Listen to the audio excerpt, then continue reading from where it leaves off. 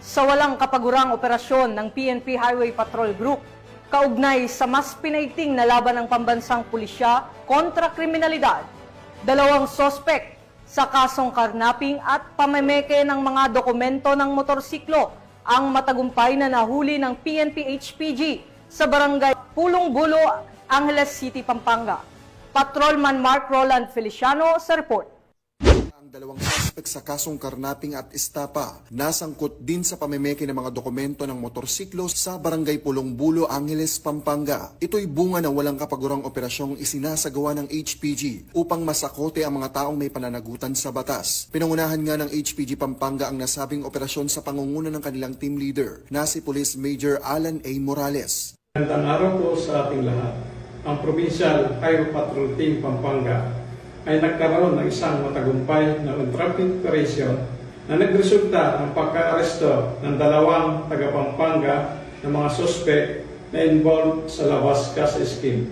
Ang naging dahilan po na nasabing operasyon ay bunsod sa reklamo ng 2 biktima ng mga taga-Bulacan na kung saan sila ay nakabili sa mga arestadong suspect ng 2 motorsiklo. Kanila pong napag-alaman ang mga nasabing motorsiklo ay walang papeles. Nakipag-ugnayan po sila sa aming opisina na kung saan umorder pa po sila ng isang motorsiklo gamit ng isang dummy account. Umayon naman po ang ating suspect na nagdahilan ng isang entrapment operation.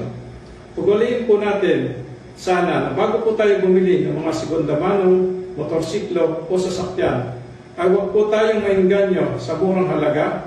Ugaliin po natin na makipag-ugnayan at lumapit po tayo sa pinakamalapit na himpilan ng Highway Patrol Group upang masiguro po natin na ang ating bibilhing segunda-manong motorsiklo o sasakyan ay hindi involved sa anumang illegal na pinaggalingan. Kinilala ang mga sospek na sila alias Chris, 29 na taong gulang at Kenny, 32 taong gulang na parehas na taga San Fernando, Pampanga. Binasahan sila ng kanilang karapatan sa salitang kanilang nauunawaan at ngayon ay nasa kustodiya ng HPG Pampanga para sa dokumentasyon at tamang disposisyon habang inihahanda ang naaangkop na kaso laban sa mga ito. Sa anumang katanungan, reklamo o impormasyon, ang himpilan ng Highway Patrol Group ay palaging bukas upang kayo'y tulungan. Kami ang Guardian of the Highway, ang kakampi nyo sa kalsada na patuloy na magbibigay ng serbisyong HPG dahil dito sa ating bagong Pilipinas. Ang gusto ng pulis, ligtas ka. At sa iba pang balitang serbisyong HPG, tumutok lamang sa aming YouTube channel at Facebook page na Police News Network.